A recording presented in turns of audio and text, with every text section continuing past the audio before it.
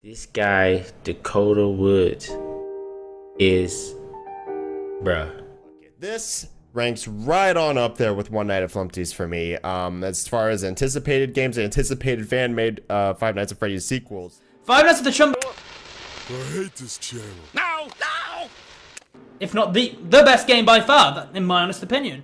I just had to get more of this game into my system because it's actually really well made. So thank you everybody who recommended and who wanted to see more of it. I'm gonna play more of it right now! Before we dive into the review, let's just get the joke out of the way. Got that out of your system? Good. Let's get right into it.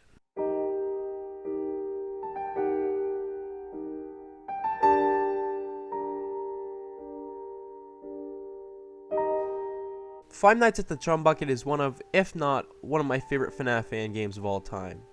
Which is a bold statement to say, due to the fact that the Chum Bucket was made back in 2015. Within those 5 years that have passed, we've gotten Wario's 3, Candy's 3, Dormitabus, the Jelly series, Fun Times at Homer's, A Shadow Over Freddy's, Tyke & Sons, and the Final Night series, as well as the Joy of Creation story mode. Unfortunately, with all these other games coming out of nowhere at the speed of light, it seems people are forgetting about the Chum Bucket, leaving it to fall into obscurity. Wait, then there's me. Well, not me, I'm just the voiceover guy, but by me I mean Delta. Anyway, I'm gonna bring this fan game back in the spotlight where it belongs, and explain to you why this fan game should have a lot more attention than it does.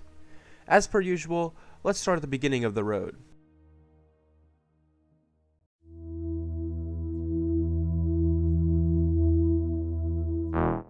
Development for this game started as soon as Dakota Wood, Error Sync, or Syncaruni, whatever he's called by nowadays, was finished with his first fan game called Five Nights at the Krusty Krab. It was an alright fan game, but it was rather simplistic. It basically copied the FNAF 1 format, but sprinkled some unique mechanics into the mix. For example, some door and light buttons on the cams, and Squidward appearing on the main window, where you had to flash him and make him go away.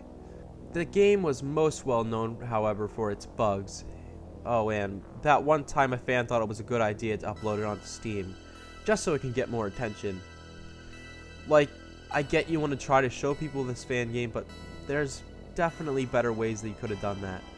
But, yeah, he started development on the Chum Bucket with this in mind. Well, what if I took the original game, made it good, and actually tried to get everything to be nice and good looking and functional? And he did just that. This did take longer to make than the first game though, due to it being a bigger and more ambitious project. And on May 31st, 2015, the game was released to the public, though during the release of the game it went through a number of patches, most of them fixing character AIs, lighting issues, and either nerfing or buffing character speeds. Nothing too major or big to notice, but it was needed to ensure the game was as smooth and well balanced as it should be.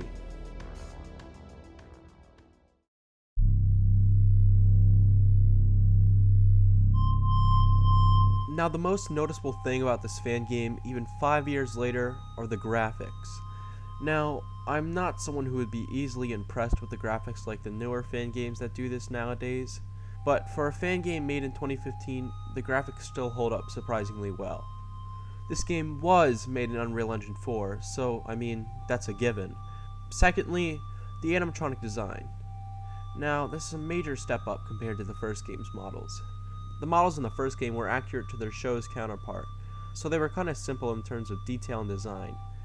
Now, the Chum Bucket animatronics are a major step up in terms of detail and complexity, making them a twisted version of the original counterpart.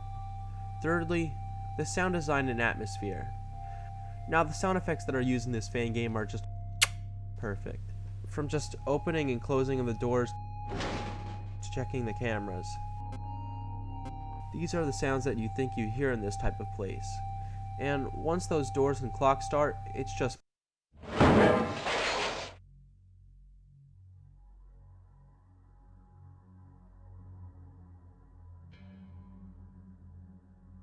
perfect.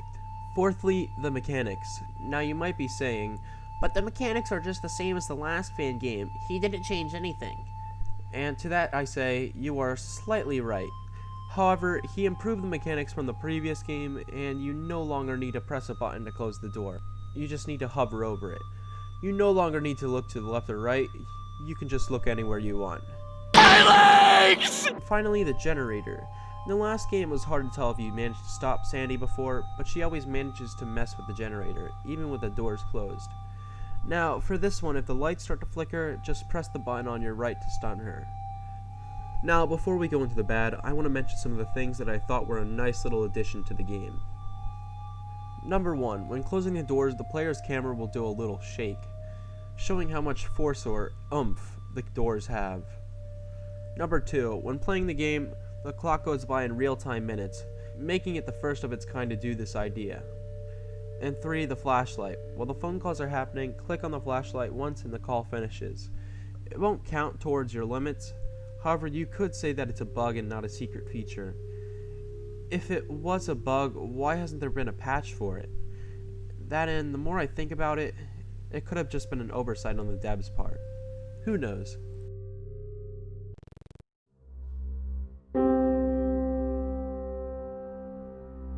Now, if there's one thing that I still remember that I didn't like or thought was confusing to this day, is the map layout.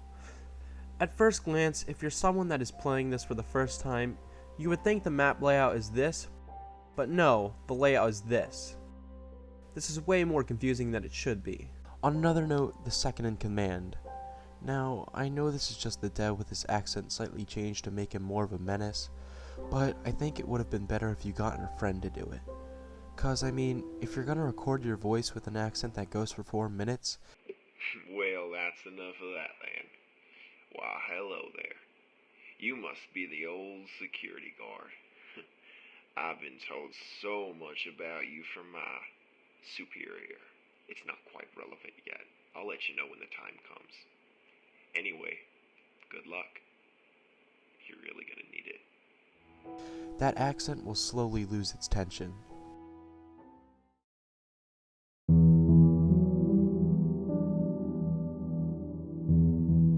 Overall, this fan game still remains to this day as one of my favorites, and I doubt there will be a fan game that can change my mind.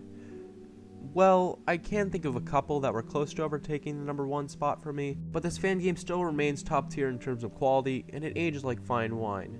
A must play for those who want a real classic FNAF fan game. Oh, and if the developer does watch this, if you're ever thinking about coming back to the fan game community, I might be able to help out with a certain something.